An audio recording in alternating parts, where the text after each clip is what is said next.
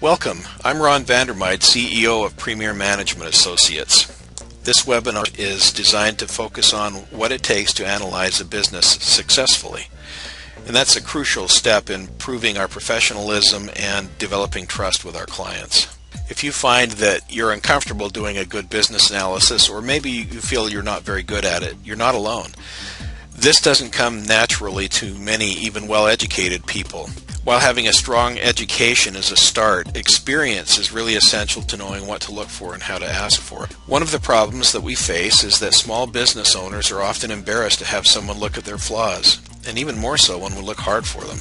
And so it's important that we deliver something to them that's believable, and what tends to be believable is what is shown in black and white. I started my consulting practice in 1996 and have evolved from consulting to executive advisory services. Initially, the problem was a real roller coaster. I would establish initial contact, as you see here at the top of this pyramid, do a quick analysis, and end up with a project. And that is a feast or famine way to do business because for some strange reason, projects just don't line up for us right after the previous one is finished. So I found that I could do my clients more good if I looked very deeply at the things that we need to talk about early on, and then develop an overall strategy that helps them not only work through those, but work toward an exit plan that is good for them regardless of their timeline. So I added an infrastructure analysis and a financial analysis that have made all the difference. There are 5 key opportunities that exist for analysis. And I'll just go through these quickly and then we'll talk about them in some detail. The first is a minor analysis in the initial client interview as we get to know them. The second is a standalone analysis upon rejection. We offer perhaps analysis for free or for a fee. A standalone analysis for a fee that's sold as a service. A follow-up call after rejection, and most important, following a signed contract. So let's talk about these in more detail. In the initial client interview, we get to know them. We find out where their pain points are. We reinforce what's going well, and that's very important because the business owner has spent a great deal of time, energy, resources getting to the point that the business is today, and we need to acknowledge that hard work. And then in that process, we try to identify areas that require attention. Generally, the business owner's attitude will be this. If we identify one area, they feel like they can do it themselves. Find 2 areas, the general feeling is they can probably do it themselves. For 3, they'll try to fix it themselves, but they may need some help. And that may or may not be you, probably won't be, because they know Uncle Bob or their accountant or somebody that can give them some advice, someone they already know.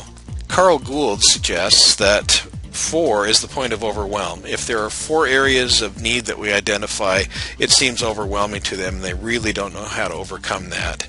And so doing a thorough analysis up front is important because we really can help the business owner. And it's also important that we diagnose and don't treat, that we don't give our business advice away for free. Another possibility for analysis happens upon rejection. If the client decides they don't want to work with you for a long period of time, you may offer a free analysis, 1 day of your time, to give them actionable recommendations they can look for. And this is again a way to establish your professionalism and trust. Or you could try to sell it as a leader of some sort. It's your call, but the objective here is to get back in the door and to identify enough areas in the business so that the owner feels there's no realistic hope to solve the company's issues without you. Another opportunity is to sell a standalone analysis as part of your service.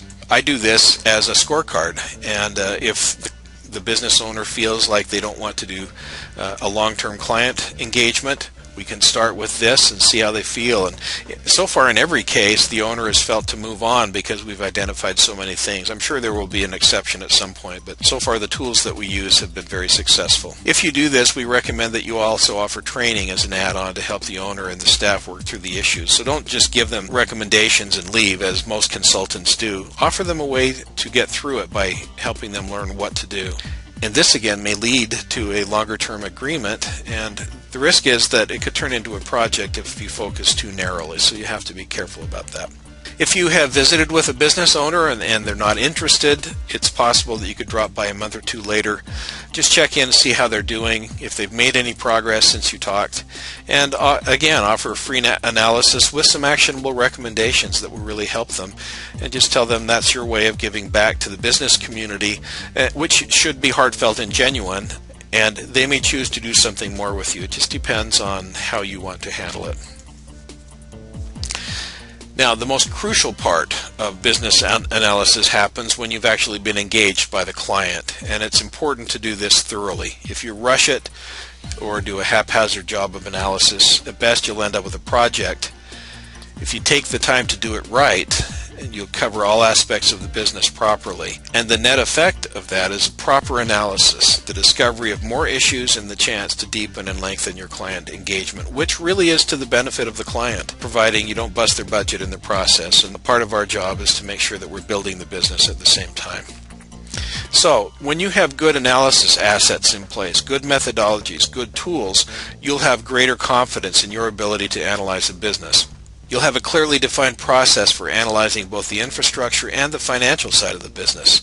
You'll have the ability to produce a report that's well organized and that visually illustrates what's happening. You'll have the capacity to help the owner see the business through his or her eyes and through the story the finances tell. You'll have some automation to cut down your work and a robust resource of recommendations to help you lay out a clear plan for helping the owner.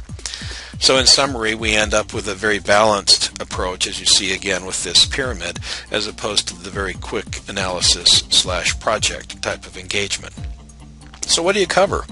On the infrastructure side, we have a couple of tools. They're called Global CEO and Global CFO, and I'm not going to turn this into a commercial other than to make you aware that we have them and use them successfully. On the infrastructure side, we gather a business profile, what the business looks like, what their structure is, whether they're incorporated or not, the legal aspects of the business, and gather some important documents for the process. We look at their personnel, whether they're top-heavy with management, is it balanced, do they have the right people, look at sales and marketing, operations and production, their financial structure, and this is the structure, not the detail, how they're organized, if they're happy with their bank, if they're getting hit with enormous fees that they shouldn't. We also look at technology to make sure that in this globalized marketplace, they're taking advantage of technology as they advance their business. Even if they don't plan to expand beyond their corner store, the use of technology in a globalized marketplace is crucial. And we also look at how the key people relate to each other, whether or not their thinking is aligned. Now, I choose to do this through the owner's eyes because being able to say, you told me X about your management challenges, and then offering hope is very powerful. It has more impact than simply telling the owner what you think is wrong. On the financial side, we gather income statements and balance sheets for the last 5 years and plug them into our tool, which then gives us an enormous amount of information.